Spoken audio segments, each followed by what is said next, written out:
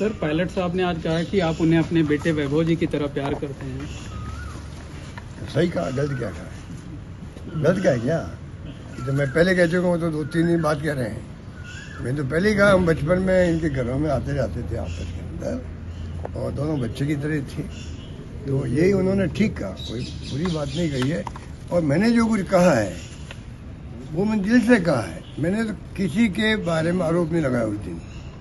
मैंने उस दिन जो कुछ कहा है, आप देखेंगे अगर वर्बेटम पढ़ करके, तो मेरे आरोप किसी पे नहीं थे।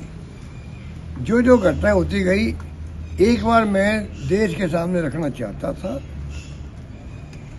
क्योंकि देश में एक मैसेज बन गया कि भाई अशोक गहलोत मुख्यमंत्री रहने के लिए कांग्रेस अध्यक्ष पद स्वीकार नहीं किया। ये बहुत बड़ा एक प्रकार से आरोप समझ लीजिए, या समझ लीजिए कि एक परसेप्शन बन गया था।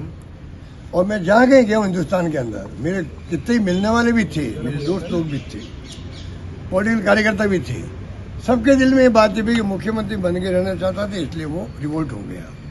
सच्चाई दूसरी